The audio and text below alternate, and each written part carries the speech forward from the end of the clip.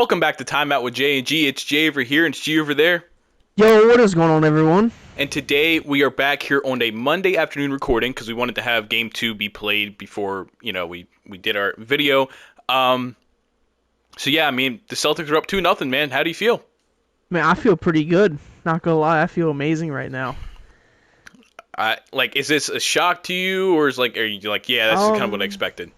Game 1 was a little bit of a shock, winning by as much as we did, but going up 2-0, not really that much of a shock for me personally. I feel like the Celtics kind of got their stuff together, and they kind of got their ducks lined up in a row, and getting Porzingis back obviously helped a lot. Definitely. Porzingis was fantastic in Game 1. Porzingis was fantastic in Game 1. Jrue Holiday was kind of the guy in Game 2. Oh my gosh, 100%. That's the thing about this run is just obviously Tatum and Brown are gonna be the front runners for Finals MVP, but it shouldn't be a shock if Jrue Holiday sneaks in and grabs it, or maybe KP or something like that happens if Brown or Tatum don't have a 40-point performance. You know what I mean? If I'm being honest, I think Tatum's probably fourth on the list right now for Finals MVP. See, for scoring wise, he's not scoring a whole lot. And he's been very inefficient, but he's rebounding. He's playing good defense. I think he had 12 assists. Yeah. On Sunday, he is basically taking the point to where it's just I don't have to score every time down. Obviously, he is taking. I think he was 6 for 22. Yeah, he's taking a lot of shots. They're just not going in. But he's also affecting the game in more than just that scoring role. So there was something I kind of want to talk about with Jason Tatum. Like I said, he's struggled to score the ball. He struggled to score the ball this entire playoff run except for the Pacers series. And this is now in both finals Tatum's been in so far, he can't score the ball. Is that anything to think about? I understand now, this year you're up 2-0, so it's not really mattering. But in you guys lost in 6 to the Warriors, or was it 5? It was 6. So in the 8 games he's played in the finals, he's not really been able to efficiently score the ball. He's in his own head. You think that's what it is? He's in his own head. If he gets out of his own head and he plays like he knows how to play, we'll see a different version of Jason Tatum. Okay. But he is in his own head about needing to play good, play well, because if he has one bad game, everyone is on his ass about every single little thing. Oh, 100%. And it's kind of just if people I know some people do put him, he should be MVP. In my opinion, he shouldn't. He shouldn't have been in the conversation for MVP this year. Let's be honest. But when you get put in conversations like that by certain people, then everyone else is just he had this, he did this, he only scored this amount of points. You know what I mean? Tatum scored, I think it was 19 points last game, or might have even been less. Game 2 he had 18. He scored 18 points, but he had 12 assists, 9 rebounds. Yeah. Obviously, his shooting 6 for 22 is absolutely horrendous, but on a team that you have Holiday, who had 26, Derek White had 18, Jaylen Brown had 21, Kristaps had 12 off the bench. You don't need to score 40 every night. And as we've seen in the past, he can score 40, 50 points. Yeah. But it's not something that he has to do every single time. Yeah, I guess I was just saying, because it's I don't know. Like I said, against this Mavericks team right now, it hasn't mattered. You guys are up 2-0.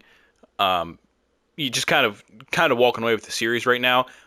But in the Warriors finals, it did matter that he couldn't score the ball. And it was part of the reason you guys lost that finals. And it's we've now had a pretty consistent dose of the sample size is greater now for Tatum being in the finals, and he hasn't looked good. Offensively, I should say. As scoring the ball, he just has not looked good. Like I said, I think he's in his own head. I think he's been listening to the media and been listening to some of the outside sources and outside people, and he's starting to get in his own head. He's got to play good. He has to play good. He has to play good. You know what I mean? Or he has to score a lot, and it's resulting in something like this happening. He was 6 for 22. And like I said, at the end of the day, it's not this isn't a serious issue right now because you're up 2-0. You're winning these games without him being the best player on the team. So it's at the end of the day, you get your chip, I just definitely think it's kind of weird now that like I said in the 8 games, he just hasn't the 8 finals games he's had. He just doesn't. I don't know. There's something about it. Um, but you said earlier that he shouldn't be in the MVP talks, and I think Tatum is a pretty comfortable top 10 player in this league. So I think his name just being thrown around there is fine. Like if you're a top 10 player in this league, your name is gonna get at least some type of MVP buzz if you go through a good stretch. You know what I mean? Yeah. I do. I think Tatum consistently is between 7 and 10 in the NBA right now. Like 7 to 10 best player. He can be. There's nights where he is one of the best players in the league. So I don't think I think his name being put around in the MVP talks is fine because, like I said, it's just going to happen for a player of his status. As a professional, though, I understand what you're saying about being in his head with the MVP talks. Dude's been in the league for a long time. This stuff can't be getting in his head like that. And it's also with the caveats. I understand that point. It shouldn't be in his head. But it's also with the caveats where it's just like, yeah, he's been in the league for this long, but this is only his second finals appearance. You know what I mean? Yes, but they've also been to the conference finals like 6 times. So it's like they've been deep in the playoffs multiple times. But they've only won the conference finals twice. Yeah. And it's also with the caveats where every player goes through a game where he goes streaky cold. And can't seem to hit this side of the backboard. Like, on, I think it's Wednesday, Tatum could come out and give the Mavericks 40.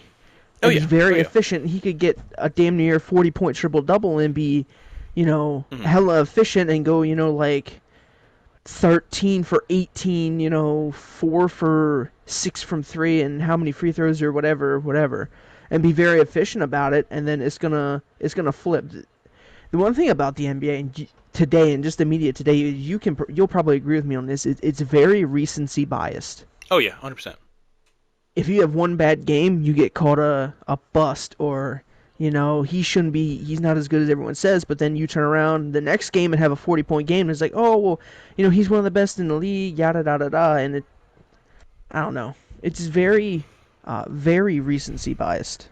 I mean, I get that. There's been a lot of talk. It's just like you make the comment about the streaky stuff, and like I understand that, but it's like he just, like I said, he against the Pacers he was good, but like the 2 series prior than so far in his finals, like he just hasn't been able to score this entire playoff run. Like I mean, like I said, the Celtics are such a good team that it hasn't really mattered at all. But it's like I think it's definitely a talking point when you're a so-called best player consistently cannot get the ball in the basket. That's understandable, but like you said, it's going to be a talking point if your best player can't get the ball in the basket. Mm-hmm. It always will be. But when, like Tatum, he has grown since the last time he was in the final. In the 2 years since he's been in the finals, and just him being in the league, there was an interview about, like he's not scoring as much, as everyone thinks he should be, X, Y, and Z, and he was like, man, I just want to win. Right. You know what I mean? Like I might be very inefficient. Some open threes didn't fall. Some of them layups I wish I had back, but I mean, he had 9 rebounds and 12 assists. He, like you said, he's affecting the game in more ways than just scoring, and we 100%. All know he can score. Yeah. So seeing him use the other facets of his game is just, I love it. Yeah, I agree. I guess it's just like I said, it's a little weird because it's like this is like now, it wasn't just a one-off thing. Like this is like almost every finals games he's a part of now. He just doesn't score the ball well. Like I don't know. It's just kind of weird. But I mean, like I said, you guys are up 2-0. You guys have had the Kristaps game, the Drew Holiday game. Derek White's been good. Jaylen Brown's been good. It's like everybody else has been picking up any type of slack on offense. And on the other side, only one person can score the ball for the Mavericks. And that is yeah. it. And that's something I know we kind of talked about, before the series, that like they're going to need P.J. Washington, Kyrie Irving, Derek Jones Jr., Daniel Gafford, Derek Lively. They're going to need all these guys to be good. And let me be honest, man, none of them have been good. None of them. Like, You're right. It has been the Lucas show, and that is it. I do have to give credit to the defensive scheme for the Celtics. Mm-hmm. Because if you look at how the Mavericks always, how they played for the first, 3 rounds, it was always Luka or Kyrie, get the one-on-one, or if they don't run a play, obviously, get the one-on-one, they drive down, and then somebody crashes. Yeah. Somebody will crash, and then you have the corner, or you have the dunker. Yeah. and then you're either kicking out to the corner for the three, or you're throwing the lob to the dunker, which is usually Gafford or Lively. The Celtics are not crashing. They are playing, almost practically playing you one up. Yeah. Like, they are forcing Kyrie and Luka to hit layups and these tough floaters and stuff like that, and saying, you're going to have to beat us. We're not giving you these corner threes. We're not giving you the lobs. You're going to have to come out here and beat us. And Kyrie, through 2 games, has been missed. Let's be honest, for the Mavs. Yeah. He's been bad offensively and defensively. He just has not been good this series. He's been getting cooked. And I mean, there's a stat. He hasn't won in Boston in a long, long time. Yeah. So maybe we see him play better here in Dallas, because let's be honest, they've got to win both games in Dallas. If Oh, yeah. I mean, obviously this series could end in Dallas if the Celtics just sweep them. But even if the Celtics get one game in Dallas and it's 3-1 back in Boston, this series is so completely over. Dallas has to figure it. Their role players have to figure it out. PJ's got to learn to shoot again. Derek Jones Jr. They're not even guarding those guys. Like, they are straight up not even guarding PJ Washington, Derek Jones Jr. They're just, because they're not doing anything. And they're going to need 2 great games from the role players to tie the series back up at 2-2 if they have any chance of getting there. 100%. And the other crazy thing is neither team shot well from 3. Yeah. The Mavs shot 6 for 26, and Boston shot 10 for 39. Boston shot 25.6% from 3, and that's their identity. Yeah, it is. That's kind of crazy to see. You know what I mean? Porzingis went 0 for 3, Hauser went 0 for 5, Tatum went 1 for 7, Brown went 1 for 5. Like, just seeing how badly they shot from the 3-point line, and they were still able to win by 7. I think right now we're honestly just seeing the better team just come out and prevail. Like, I just think, there was a lot of talk before the series about how great the Mavericks are, and like how like the Celtics haven't been battle tested yet and all that kind of stuff. And it got a lot of people leaning towards like picking the Mavericks in the series. And I think we both picked the Celtics in 6. I'm pretty confident. Yep. But I was flat out saying like I'd like to see Dallas win this series, and we're just seeing that as good of a team as Dallas is, the Celtics are the best team in the league, and you're seeing it here. 100%. And I seen something earlier today. I can't remember exactly who said it, but they were saying the team that gave the Mavs the most fit in the playoffs, and they said OKC. And then they went on to say that this Boston team is just a better OKC team. Okay. I don't understand the comparison. I really don't. No. Yeah, I don't. I think it was Colin Cowherd. No. Yeah. No. Yeah, no, I don't see the comparison at all. I just thought that was kind of funny to bring up. I don't see the comparison.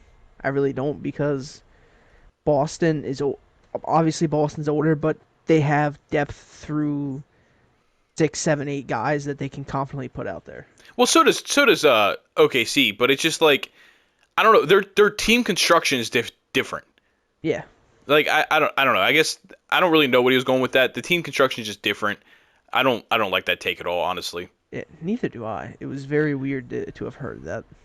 So I mean, like, I guess I'll ask this: like, give me, I mean, if you can do 3, do 3. But if you can't, just give me as many as you can. Give me like 3 things that you watch these games and you're like, man, to be confident the Celtics close this out, they have to be better at these things. Shooting a 3-ball. Okay. Because if you go into Dallas and you put up another game where you shoot 25% from 3, that's asking for a loss, especially if you do it more than one game, 100%. Right. Just being efficient on offense as a whole. You know what I mean? I get that's like the low-hanging fruit. Right. But just being efficient on offense and taking care of the ball and just not wasting possessions. Are you at any point worried about Tatum showing that he is the best player on the team? No, I feel like everyone has their game. You know what I mean? And obviously the first game was Porzingis, Kristaps. Yeah. And I know some people said, it doesn't seem like Dallas was ready for him. And then this game was Holiday. Next game could be Al Horford. Next game could be Tatum. Yeah, it could be. You never know. It's just with this team, it's kind of just like flipping a coin or rolling a dice, Yeah. and just it's gonna be at random who pops off. Next game Tatum could go for 45. Or Horford could go for another 30 bomb like he did against Milwaukee 2 years ago. Hmm. You just never know offensively what could happen. Yeah.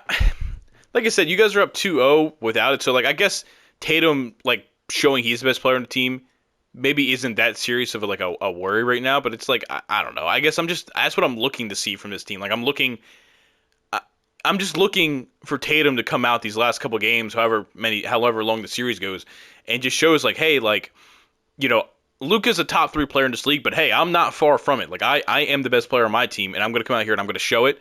Because he's actually helping these super team allegations by being this kind of and they're still winning.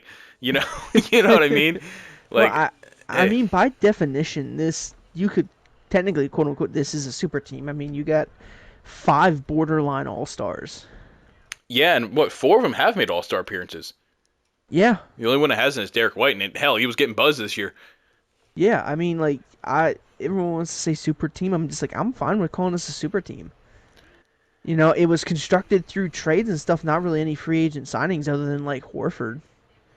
You know what I mean? Like big names that get a lot of minutes. You could maybe throw Hauser and Pritchard, but they were both drafted here. Yeah, I was gonna say you also have a lot of drafted talent between Yeah.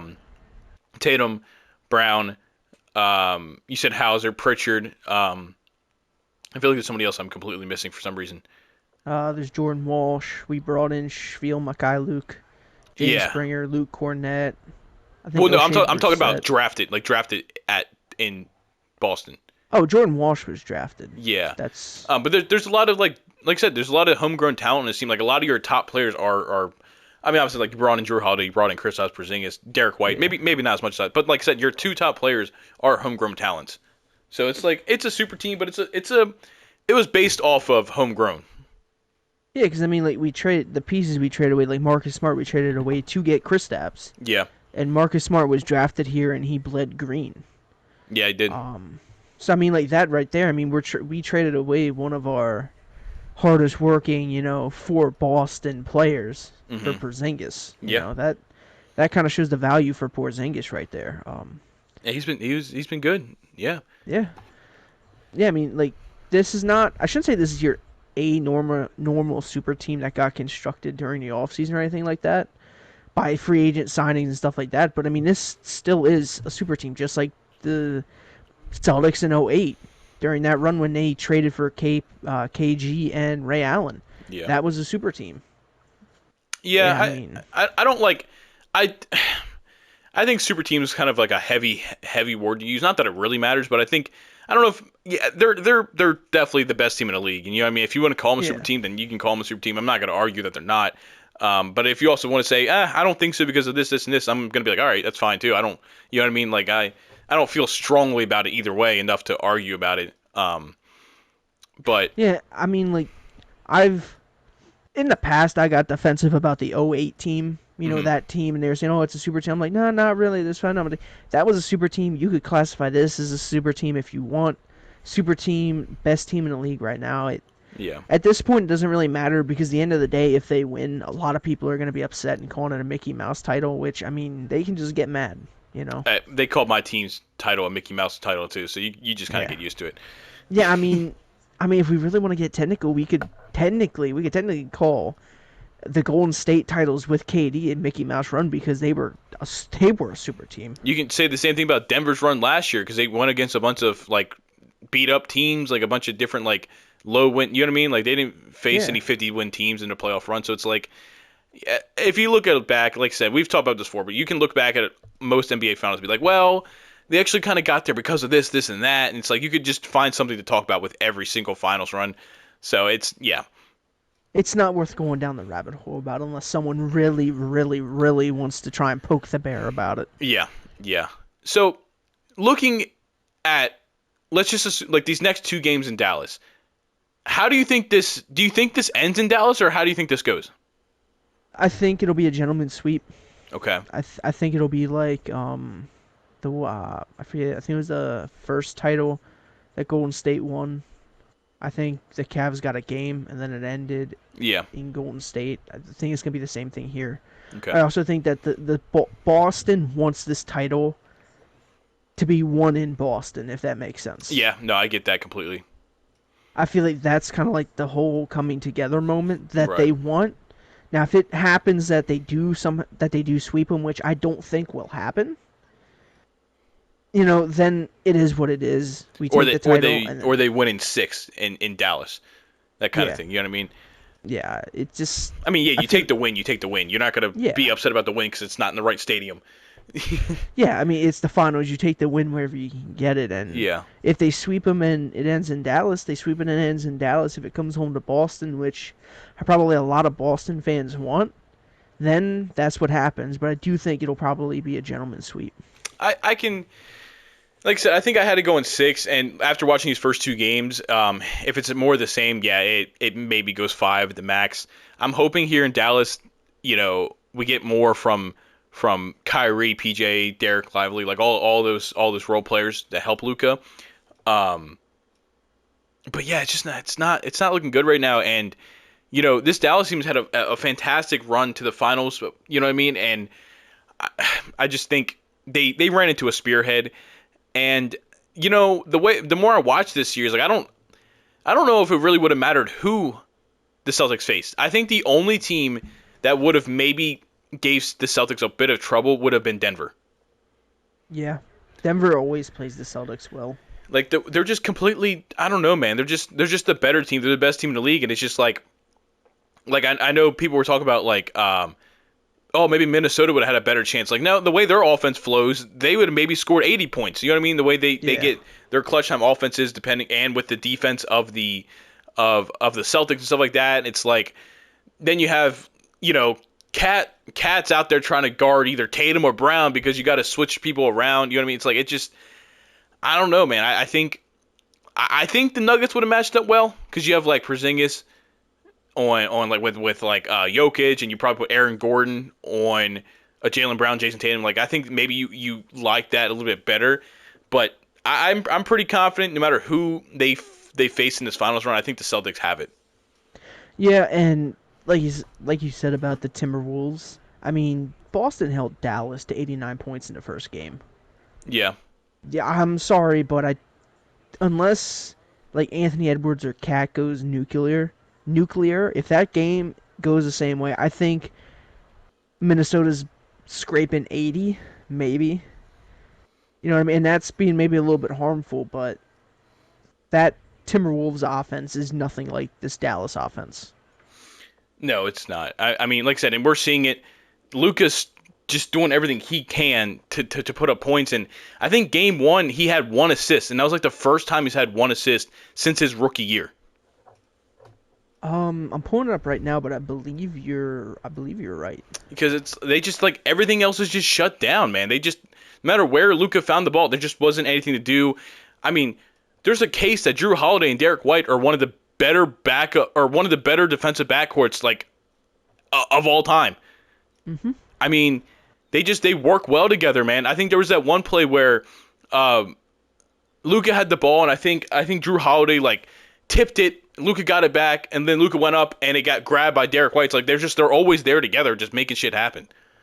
Yeah, Luca did only have 1 assist in game 1. Yeah, that's what I thought, man. It was just like, and that because that's one of the talk boys were like, that's his first time since his rookie year, and just like nobody else could help Luka in game 1, and in game 2, it wasn't much better.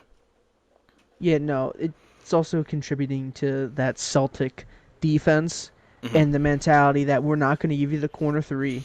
If you're going to shoot, we're going to make you shoot from like right before it goes straight down to the corner.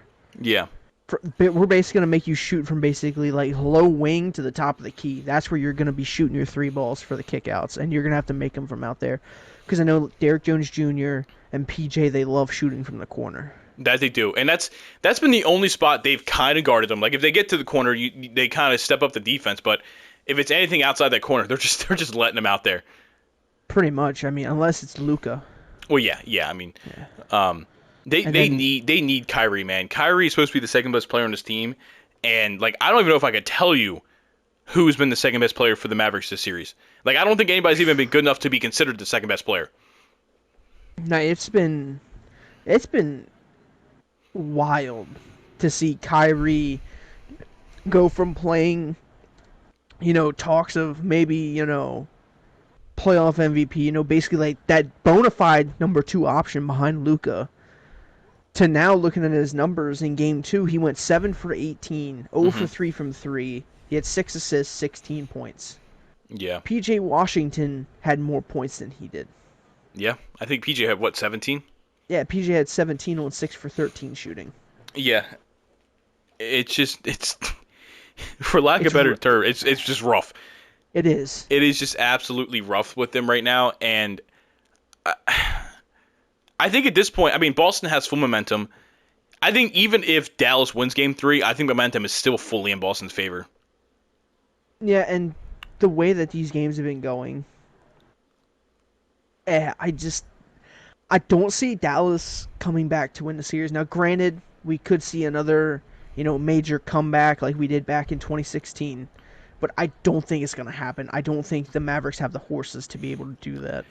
I agree. I agree. Yeah, no, the Celtics are just the better team, and the Mavericks. I mean, like I said, it's only been 2 games, so if something like that were to happen, that means we have 5 more games. So we'd have to kind of see how that goes.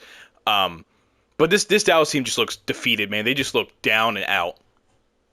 Yeah, and I mean, on the season, the regular season and this final so far, Boston is 4-0 against the Mavericks. Oh yeah. I got you. Yeah. Okay. Yeah, so I mean, Boston might have just been that team, like you said, just the best team.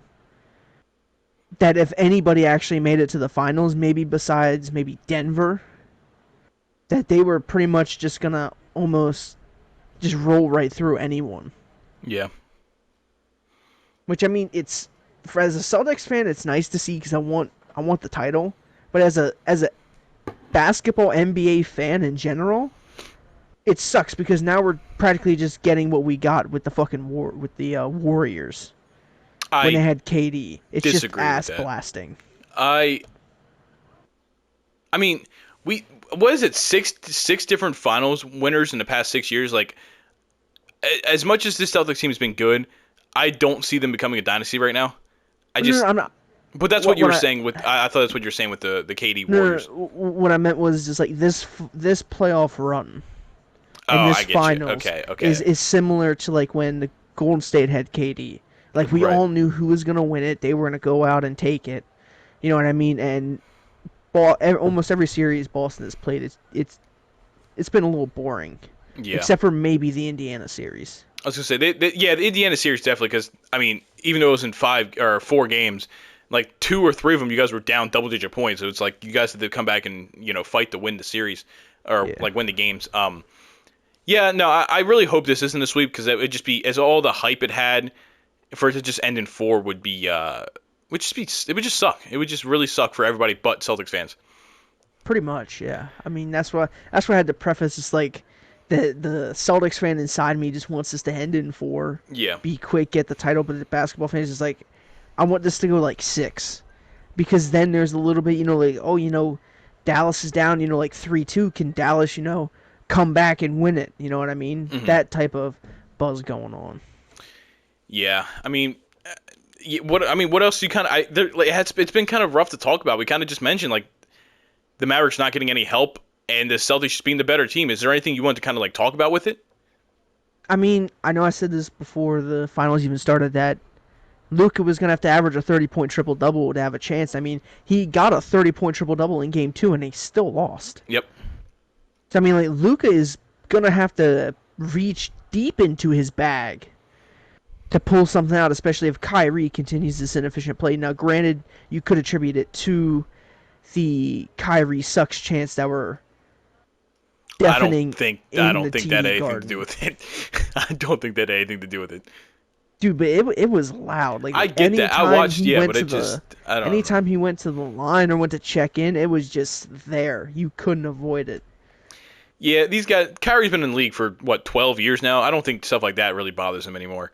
Like, don't but no, mess like with the leprechaun. I don't know. I don't know if there's much more I'm even asking of Luka at this point in time. Yeah, I Like mean he's got, he's you saw the injury report. He was questionable to play game two with, and there's like six different things on the injury report that he's dealing with right now. Like if I'm Jason Kidd, I'm looking at Luka and be like, man, you just got to do what you do. But I'm looking at the rest of the team and I'm like, what the hell is going on? Like, you know what I mean? And this is one of those things that I don't know if I said on the podcast, but it's like one of those things that like tends to happen. We saw it last year with the Heat. Like you get these role players that go on these crazy runs during the playoffs, and then eventually it just fizzles out. We saw it like I said, last year. Caleb Martin had a crazy like two series to start the playoffs, and then by the end of the playoffs, he had phased out because it just like he was playing so much above, his like what he actually is. And I think we're seeing that with PJ Washington, with like Derrick Jones Jr. Like they've been so good this postseason run that like eventually that's just gonna wear off. Yep. And I think you're seeing it now in the finals, and it's like it's just an awful time for it to happen, but it's what's happening right now. Yeah, I mean, I couldn't have said it any better myself. And it's also with the caveats where like I believe almost every team that the Mavericks have played on the opposing team, every team that they've played Hmm. has not had the ability to shoot at all five positions at a good rate Right. like the Celtics have. Yeah. Because in the OKC series, you could leave Josh Giddey open. You know what I mean? In the Timberwolves series, you didn't have to worry about Rudy. Rudy wasn't even going out to the 3-point line, so you could pack it in a little bit more. In the first round, what is their center name? Well, I'm sorry. What The Zubac in the Clippers. first Zubac? Yeah, Zubac. I don't think he shoots threes. No. So this is like the first team to where the Celtics have an quote like a little bit of an 8-man rotation, and every single one can shoot threes. Everybody that touched the floor for the Celtics last game shot at least 2 threes. Hmm. And Pritchard's one was that crazy, basically half court bank in Yeah. at the buzzard. It's just I don't know. This is a bad time for Dallas's bench to kind of fold inside of itself. I hope in game 3 they pop out and say like, "Hey, we're not fully gone. We're still here. You still have to respect us." Right. Yeah. That's like I said. That's gonna be Dallas is gonna need it, man. I don't know how much you want to ask of Luka at this point. Just you need the 7, 8 other guys in the rotation to step up at this point and just be the better player. Um. But yeah, I mean that's pretty much what it is. Is there anything else you want to hit on with this final series? Um, Not really. I mean, we've kind of talked about everything. PJ's got to start hitting his shots from the 3-point line. Hmm. He's got to become a factor offensively. Um, it's just I don't know. There's not much to really talk about now. It's going, I think, the way a lot of people expected it to. At least I don't think people are surprised Boston's up 2-0. I just think people are surprised with the performance they're getting from the Mavericks. Especially in game 1. Yeah. And Yeah. with Kyrie's inefficient play, which I'm presuming is going to turn around for game 3 being out of Boston. You got to hope if you're a Dallas fan. You've got to hope. 100%. But Kyrie's track record against Boston in general has not been great Yeah. the last couple of years. Yeah. Oh, yes. I mean, like I said, it's been kind of tough with, they haven't been as good of games as we would have wanted. But before we get out of here, there's a couple things I know we want to both talk about. If you want to go ahead and start with what you want to talk about. The Pittsburgh Steelers signed Mike Tomlin to a 3-year extension, so he's going to be with the team through the 2027 season. How do you feel about that? I like it. I know some people out there are just like, it's not the greatest, this and that, but you got to look at it. We went from a generational quarterback in Ben Roethlisberger to kind of just an oh shit scenario at QB Right. for the most part, and it was kind of like, what are we doing here? And then we still somehow turned the 500 or better record, which I'm kind of surprised, not gonna lie. And then the moves they did this offseason, I mean, I feel like this team is better equipped to play Pittsburgh Steelers football, and I feel like this team is going to be motivated for the next couple years. Okay. Now, I just want to point out Mike Tomlin has not had a playoff win since 2017. Does that We're factor anything? He's going to win 4 this year coming up, Oh, we'll see about or that. yeah, 4. We're not going to get the 1 seed. We're going to get like a 4, and we're going to go on a crazy run and win the Super Bowl this year. No, I like it too. I mean, Mike Tomlin is one of the better head coaches in the league, and you kind of tend to see that. Like a lot of the good head coaches stick around for a while, so it's not surprising at all that he's going to get that extension. I do think though that at this 2027 season, if they get to this and there's still not been another playoff win, I do think it might be it for him. Yeah, he's got to have some type of success in the playoffs, but I feel like going out of house to get your offensive coordinator like they did, Hmm. I feel like that's the best case scenario. And with how the Steelers or how the Steelers are built, bringing Arthur Smith and running, 22 personnel or 13 personnel, Right. I feel like that's kind of where where the Steelers, that's their bread and butter. Yeah. Pounding the football, then we'll beat you with a play action, or, it is what it is. But also Russell Wilson, when he was on Seattle, that was a defensive first team. Yes, You it know what I was. mean? Russell Wilson was a great quarterback for Seattle. He really was. But it was also the caveat to where that defense took a lot of pressure off of him. It did. 100%. He had one of the best in the league. Yeah. And he's coming into a similar type of situation with the Steelers, where the past couple of years the defense has been really, really good. The offense has sucked. Yeah. And that's coming from a Steelers fan. That offense has sucked up. Yeah. I think one of the worst offenses in the league, and somehow we're still pulling out a 9-8 record, or an 8-8, 9-8, barely making the playoffs record. And Yeah. I'm glad to see some change coming, though. Yeah. And then the other news story was that the Lakers were rumored to be talking with Dan Hurley, the coach from UConn, about possibly taking the head coach job, which I was happy to hear because originally it was like JJ Redick before that. And then I think Dan Hurley said yesterday, the day before that, he would make his decision on Monday. And it comes out today that Connecticut's Dan Hurley has turned down the Los Angeles Lakers' 6-year, $70 million offer and will return to chase a third straight national title. And then Woj put out another tweet that says, as swept away as Hurley became by the Lakers' courtship and vision for him, he ultimately couldn't walk away from a chance to make history and pursue a third straight NCAA title. Even before Lakers talks, Hurley already had a UConn offer to become one of the highest paid NCAA coaches, and those talks will continue per sources. I mean, Hurley's been probably one of the better college coaches in the past, 10 years. Yeah, he's back champion now. Yeah, he's going to try and go for the 3-time, which, it's hard to do. Back-to-back is hard. I don't think it's been done since the Florida Gators when they had Al Horford, Joakim Noah, and Corey Brewer. Yeah. It's very hard to do, and to try and win 3, Mm-hmm. Props to him for giving it his all. I get it. A lot of times you see these college coaches, these great college coaches, go to the NBA and just not be as good. And he was also walking into a situation where, honestly, even as a Lakers fan, I can admit, being the Lakers head coach is not a good situation to walk into. They're the most scrutinized NBA team with all the national media because we also have LeBron there.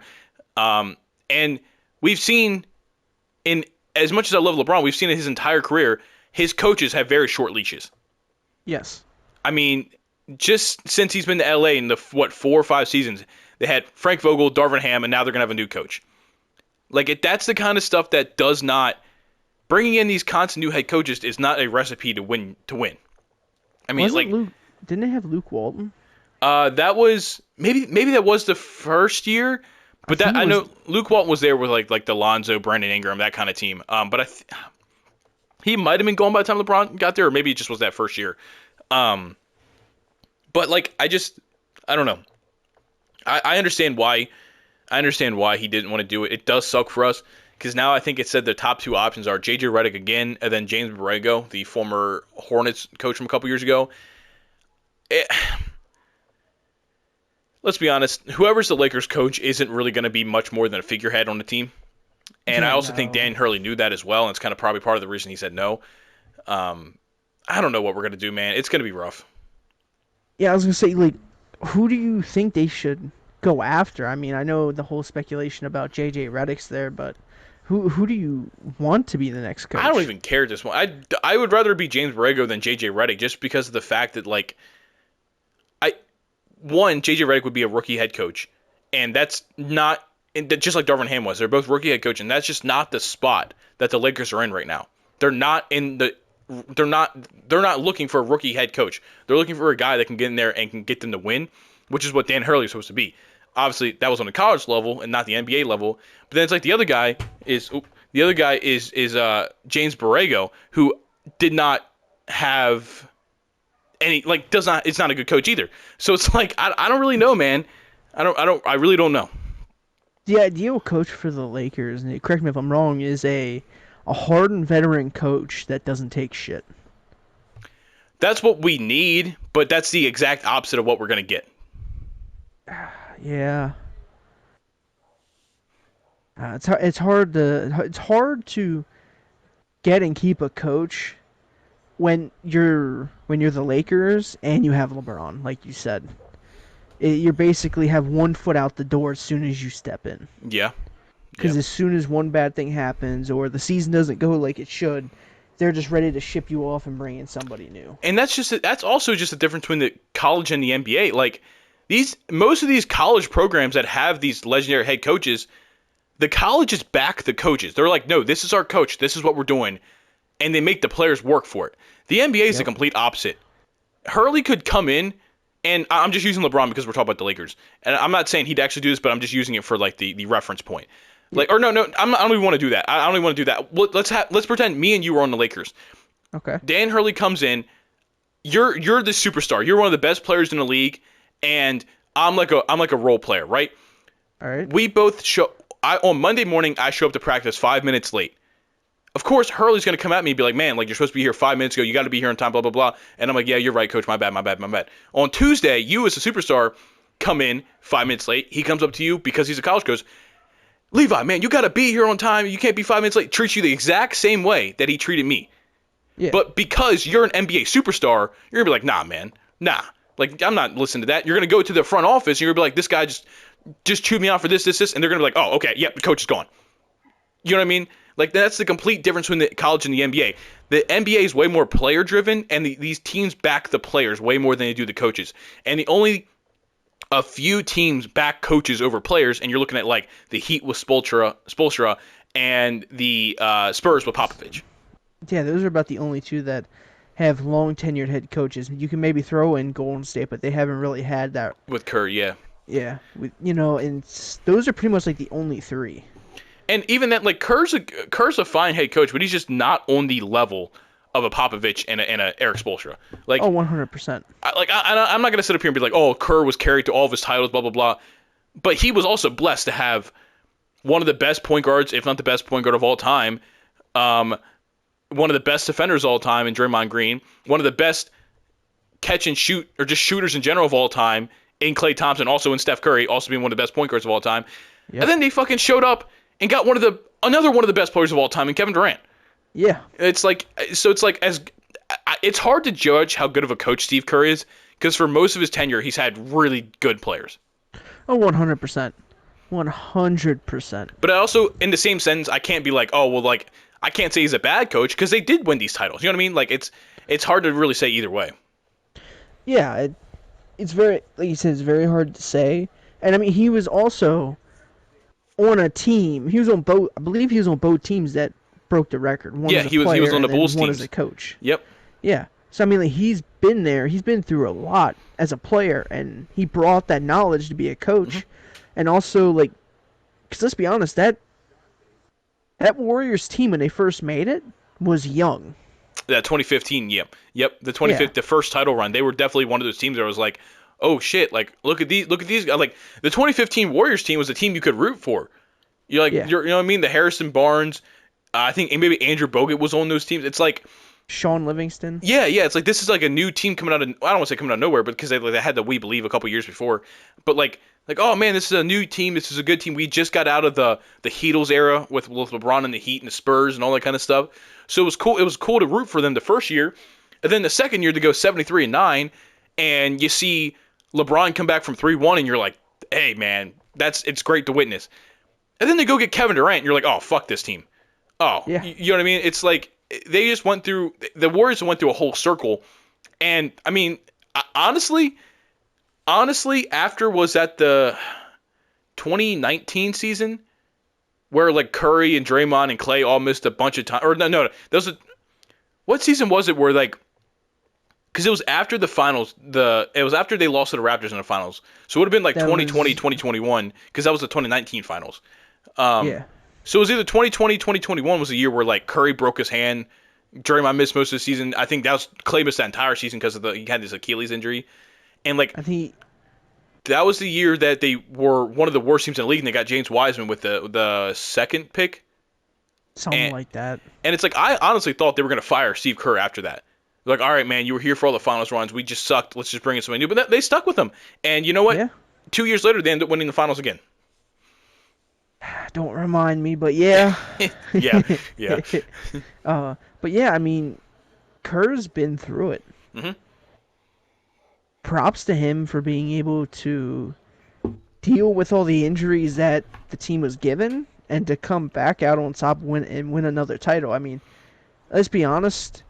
I would give Kerr, depending on how this team goes, I give Kerr maybe another 3 years before he's done. Yeah, he might just retire. He might not. He might not get fired. He might just be like, all right, I'm done. Like I think he's one of those guys where like if when Curry retires, he's like, I'm walking away. Like I'm Probably. done. And I couldn't blame him for it. I couldn't either. I mean, partially, I thought he might have just hung it up after the 22 title and went out as a champion. I think there was some rumors about that. I mean, personally, that. I mean, obviously, I don't know what the man was going through. I don't know, his thought process. But like coming off of a title, Clay's not getting any younger. You have maybe a couple of good pieces. I mean, you're pretty much just banking on Curry. Keep playing at the highest level that he can Yeah. to be competitive. And it's kind of just like I probably would have thought, like, man, if I go out, I retire. I retire as I don't know how many time champion as a player, like a 4-time, 5-time champion as a coach. 4 time as a coach. Yeah. 4-time as a coach. Like, I mean, that's resume for Hall of Fame. Oh, he's 100% a Hall of Famer. I mean, arguably, first ballot Hall of Famer. Well, we also got to Just look from at it. his. I don't. Does that? Do they go together? Like I know it's a Naismith Basketball Hall of Fame, but like, I'm If you combine the resumes together and just look at Steve Kerr as a whole, I think it's a first ballot Hall of But Fame. I guess my But if question would you be like, break it up. how would they put him? Would they put him in as like the coach Steve Kerr? Like I feel like he's more likely to make it in as coach Steve Kerr than he is Probably. a player Steve Kerr. I Because would hope. as a player he was good, but like he was an accessory piece on all those finals runs. You know what I mean? Like Yeah. what he's done as a coach has been way more valuable than what he did as a player. 100%. And I kind of would hope that they would just, break up just the put his whole, name in. just put his name in as just Steve Kerr. Yeah. You know what I mean? Not break it up as coach or player or anything. Just Steve Kerr. They, You know or what I they, mean? I don't know how it is. I don't know how many players are like. I don't know how many Hall of Fame head coaches were like. I don't say mid because I don't think Steve Kerr was a mid player, but I don't know if how many like Hall of Fame coaches were like just okay NBA players. Like I don't know if maybe it'll say Steve Kerr player / coach for his Hall of Fame resume. You know what I mean? Like I could. I rock don't with that. know how that works. Like I don't. Is there any like legendary head coaches that were like NBA players? I can't. I'm sure there definitely have plenty been. I just for some reason I'm blanking as we're mean, talking about it. Doc Rivers wasn't the greatest of players. He played on the Hawks team with Dominique Wilkins. That's true, but like I don't think he's a Hall of Fame head coach. Do you? No, I mean he's got that. I mean, he's got the one title. That's about all he has. I don't think he's Hall of Fame worthy. Yeah. The I don't know. There's probably coaches out there that we're just totally just blanking on. Yeah. Let's see if I can. Hall of Fame NBA coaches. List of coaches in the Naismith Memorial Basketball Hall of Fame. Um. Okay.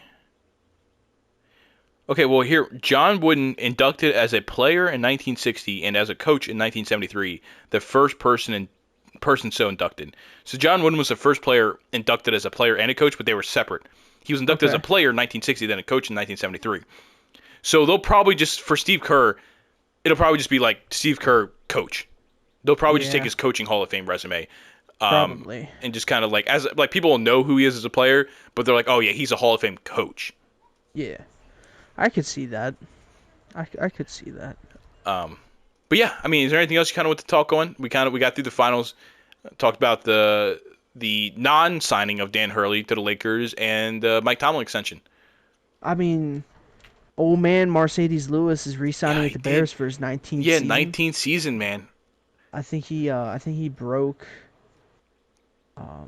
Yeah, he broke a tie last year with Witten and Gonzalez for most played seasons at the tight end position. So I believe he's gonna break the record this year.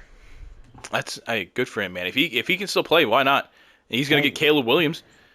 he's the second oldest player in the NFL, only behind Aaron Rodgers. Is Aaron Rodgers really the oldest player? I believe so. Yeah. Well, Mercedes Lewis is 40. Aaron Rodgers isn't 40, is he? Let me look, but I know Aaron Rodgers is old. He's definitely old, but like I don't think he's 40, is he? I feel like Mercedes has got to be the oldest. Aaron Rodgers. Aaron Rodgers. Aaron Rodgers is 40. December 2nd, so he'll be 41 this year. Yeah. December 2nd. Mercedes Lewis. Oh, Mercedes just turned. Okay. So Aaron Rodgers is like 4 or 5, or like about 5, 6 months older than Okay. Mercedes Lewis. It's kind of funny though, because like I love Mercedes Lewis. He's just been one of those tight ends, but like he hasn't had a season over 500 yards since 2012. He's kind of just out there. His most yards was in 2010. He had 710 touchdowns in Jacksonville. Like He's he's kind of just out there. Just like, since hey, you want a tight end? I can be, your second, third string tight end. dude, Come out and do a little bit of blocking. last year in Chicago, he had 4 catches for 29 yards and a touchdown. This guy is like at this point in his career, he's basically Udonis Haslam of the NFL. He's just there to mentor. Yeah, every once in a while you'll get him out in the field. Like I said, he had 4 catches last year. When Mercedes Lewis gets a catch, it's like when Udonis Haslam gets on the court. It's like holy shit. I mean, hey, Udonis Haslam had that retirement game. He He did. went crazy, Dude, caught a Mercedes. lob. The last game of the season, Mercedes Lewis is going to go for like 150 and 3 touchdowns. That's going to be his retirement game. He's like, all right, I'm done. That's more than my career stats in the past 5 years combined. I'm done. Dropping the mic. Hey. And also, Darren Waller. Oh yes. I believe he officially retired. Shout out to what was it? Madden 22. It was one. It was like Madden, 21 or 22. Um, Madden 21 and or 22 GOAT. I wonder if I can. I saw something earlier about him. It wasn't good because not a lot about Darren Waller, outside of football is good.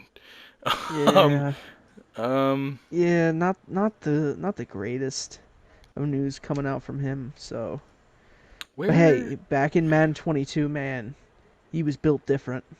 Okay, here we go. Darren Waller reveals that he thought he was dying during last season. He said it was part of the reason he retired. The quote is, I kept nodding and couldn't breathe, so I ended up calling 911. I'm there breathing deeply, and in between each breath, I'm yelling out, help, so maybe I could wake the neighbors up. I don't know how long the time was. It felt like forever, and I'm like, damn, I'm dying on this couch, and nobody knows. It was kind of similar to my overdose, like the power plug being pulled out, and I couldn't breathe anymore. Damn. It kind of almost sounds like he had like a massive panic attack. He might have. Like I'm not trying to downplay it if it was anything serious, but it just genuinely sounds like a massive panic attack. Which, if anybody's ever had one, they're very serious. Like it's not just something that's like it was just a panic attack. No, massive panic attacks literally, yeah, you feel like you're dying is definitely a proper way to describe it. Oh yeah, I just yeah. I mean, like I said, he's got a lot going on. He had his divorce from Kelsey Plum. Then he put out a song, and Yeah, we're not going to talk about that. yeah, he doesn't do Not going himself to many talk about favors. that. Nope. Um, But shout out to him. Them couple years with the Raiders, yeah, absolute balling out there. yeah, man, dude. I don't know. He's just one of those guys that like. He was just always one of those like middle line guys. He had the 2 years, um, about almost 1,200 yards, 3 touchdowns, and then in 2020 about 1,200 yards, 9 touchdowns. So he had like 2 seasons where he was like, and even then the first season he only got in the end zone 3 times. So it's like those 2 seasons carried, if I'm being honest, because he went from rookie year and the first 2 years he was in Baltimore, 2 catches, 18 yards, and then 10 catches, 85 yards, 2 touchdowns. Then he went to the Raiders, 6 catches, 75 yards, and then 90 for 1145 and 3 touchdowns, and then 107 for 1196, 9 touchdowns. Then the last few years in the Raiders, 55 for 665 and 2, 28 for 388 and 3, and then for the Giants last year, 52 for 552 and a touchdown. So he definitely had like one of those careers where it's like you remember him from like 1 or 2 seasons, and it wasn't as much as we thought. Yeah. But shout out to him, Mm-hmm. Madden 21 GOAT, 100%. Superstar KO. If you know about that, then you know about that. Heck yeah. If Well, you know, you know. we are running out of time, so we're gonna go ahead and wrap this up. Go check out my YouTube, Cloud2K. Still doing my Madden, still doing my 2K. Talking to my editor. I might be switching up, maybe trying some new games. I don't really know what I want to do right now. Just kind of trying to make time pass until NCAA comes out in July. It's getting kind of dry. It's definitely getting kind of dry. But if you want to go ahead and Yeah. Levi, Yeah, only about a month till NCAA drops. Yeah. So there we go. did you want to shout yours out? No. Okay, fair enough. Fair enough. There ain't much going on over there to shout out right now. So It's all good. That'll do it for this episode of Time Out with J and G, and we will see you guys later this week. Peace.